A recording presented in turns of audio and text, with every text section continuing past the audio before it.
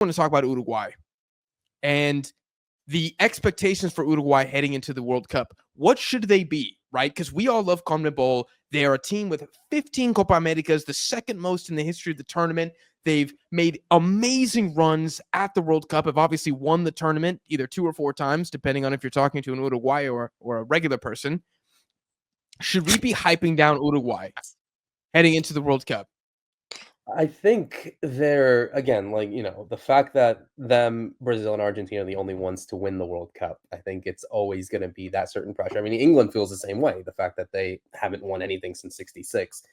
Uruguay won a couple trophies since then, so that's on them. But no, Just a few, yeah. just a few. But I think, yeah, I do feel as if though, and there's always a lot of sports teams with a lot of big droughts. Like, I don't want to use like the biggest comparison because I think it would be unfair, but like the Chicago Cubs, the baseball team, they've went 108 years without winning, but they always say, "Oh, it might be this year because they have their history and what." Or the Red Sox when they went so many years without winning. But I think when you have that sort of history, that gets to you, and I'm sure it feels for every player because it's like, "Oh, we want to repeat what happened 75 years ago or 95 years ago in 1930." So it's like that holds a lot of pressure, and World Cup is not a Copa America, so that also is affecting everyone else.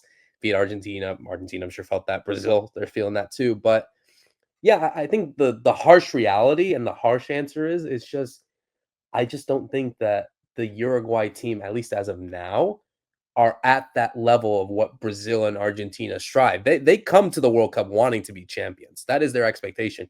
Uruguay do as well, but I just feel like the team that they have, it feels like no, they don't have that sense of being in the top tier like a France, like a Spain, like an England, like an Italy if they make it. So I think that's where we're like, okay, wait a minute.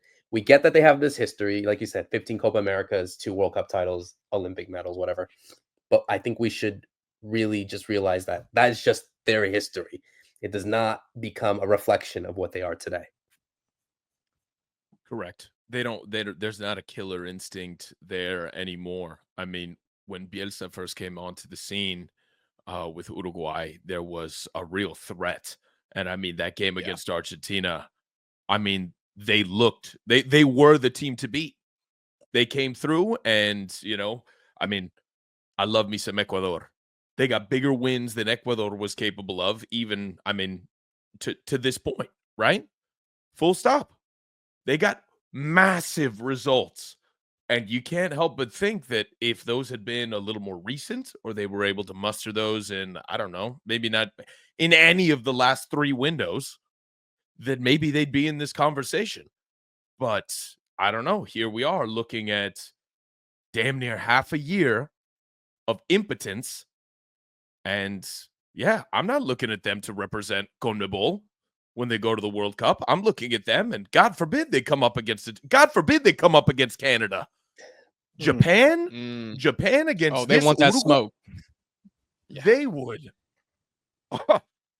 That samurai charge, I don't know if the Uruguayos would be able to withstand that. And in their mind, they're like, no, we need to beat them. We're Uruguay, Japan. They're a country that just only got to the World Cup, so little years ago. No, we're they're thinking Shohei Ohtani. That's all they know. Exactly. Like, and for Uruguay, it's like, no, we're Uruguay. We've had this history, small country. We can beat anyone. That's in their mind. So I think there is that sort of delusion, basically.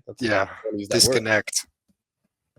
Now, there is a world where a scrappy Uruguay is able to muster something like that. Let's not forget we're part of CONMEBOL. I would argue the scrappiest, footballing organization on the face of the planet. It doesn't have to be pretty. We don't like pretty football. That's not what we do here. Juego bonito, we're quite a few steps away from that. Okay? There is a world in which that happens, but they look to be a far cry from that. Am I offensive to suggest that Ecuador and Paraguay have a higher ceiling at the next World Cup than Uruguay? Am I crazy for saying that? No, that's I think it's spot on. Okay. Paraguay and Ecuador are the teams on form right now from CONMEBOL. Uruguay, the Colombias, they're not. I think we're taking the place, and the casuals, the Europeans who don't watch CONMEBOL, they're gonna say the opposite. But I think the reality is Uruguay and Colombia might not have, like Roberto said, could be delusion, disconnect from their history to their current form. Yeah, and I think as well, like, we still have a year, so a lot can still change. And, maybe this team can be like, no, wait a minute. This is the World Cup. This is where we have to exactly, tune it in. Or maybe for some countries that when they do make it, it's like, oh, wait a minute, it's the World Cup. Wait, I think we're a bit too much for that, because maybe that, again, the history always repeats itself. So you have that sort of sense.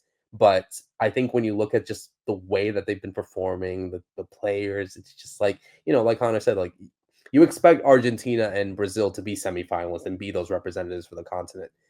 You're going to expect that too, but we're not of that sense of like, yeah, we kind of want you to do that, but deep down, we're just not that confident you can.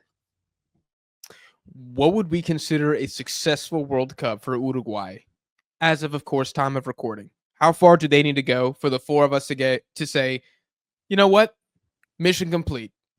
Top 8 quarterfinals. Quarterfinals? Yeah, I don't because think they got.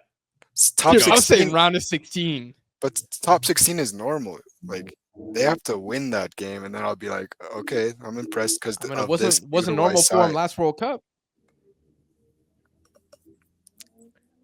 Who'd they lose You to? got to get last back to World the Cup? knockouts, baby. Lost to They South. didn't make it to the knockouts. No, they Oh lost to my South Korea, God. Ghana, and Portugal. They got grouped. You're right. That's I crazy. think they drew South As Korea. as of time of recording, if we take the current context into this, if they make it out of the group, huge dub. If they go in with this team performing like right now, no. Yeah, Listen, Yeah. if they go in right now, being the current seed that they would be, right, making it out of the group, that's a dub. With the way that they're playing in this last window, if this Uruguay that played these 2 games just now goes into the World Cup and they make it out of the group, I'm saying a huge dub, because these boys do not have it. You want to talk about who the representatives for South America are right now, dude? Martin, when we start talking about Ecuador in depth, my 2 biggest pros for Ecuador, you got chemistry. That is my number one. That is my number one. Talent be damned, right? And you have talent, right? yeah. But Ecuador and Paraguay have chemistry in spades. They have a massive amount, and that's what you got to have going into this. I mean, And belief. and belief. Look at Saudi Arabia when they waxed Argentina in the group stage, right? Look at how Argentina came back from that. Look at Croatia. Croatia had no business going that far in the tournament, and you saw it when they played Argentina. You have to have that chemistry. Uruguay does not have that. They are not playing like a team. Dude, to go back to what you said earlier, you got to have 11 guys on the pitch. You can't just have, I don't know, Valverde. Darwin on fire. Yeah. Valverde. And believe me, they don't have those guys right now. I don't know, dude. Yeah. This current Uruguay, I think they would be lucky to make it out of the group stage. No, I would say, no, go ahead, Jack. sorry, personally, I would say round of 16 would be a success where, Jack from Dead Ball TV would be like, that's about what I expect. I would expect them to finish probably second in their group or one of the best third place teams, because it's impossible to get goddamn grouped anymore. Probably get a beatable round of 32 game, where I do think they're still a good team. Their defense is still very good, right? They're not scoring goals, but they're not conceding a lot either. And I think then they would come up against a proper national team, if I dare use that term, but they would lose. I sent you guys a text before we recorded about what the projected pots would be based off FIFA rankings as of today. Tell me if Uruguay make it out of this group. The Netherlands, Uruguay, Ivory Coast, and Turkey. They could. Turkey Yeah. and Ivory Coast could be winnable, for sure. Winnable, yes. But they could also be grouped, no? But they could also, They could end up in any of those positions. Actually, just thinking about Yeah. it, they could end up 1 to Like, 4. That's not. I mean, we're talking about the AFCON champions of deceptively a team that I didn't think was ever going to be this good under Ronald Koeman in the Netherlands. And then who'd I say? Turkey, who were like a surprise at the Euro. For an out of form Uruguay, I'm sorry, you're not going to win just because of the badge on your shirt. Like, I don't know if it's going to be enough. In their minds, they think that though. That's the That's the worst thing. We all say yes, they should get out of their group and they go to the round of 32 and 16. But they see that they go into the World Cup time, and you could talk honestly. Like, I'm not saying I represent all Uruguayans and all that, but I just know, knowing how they are and just understanding, they go in that mind saying, we don't care what team we have. We don't know if it's the best team or the worst team. They're still like, we expect to be world champions. That's just how crazy they are. Yeah.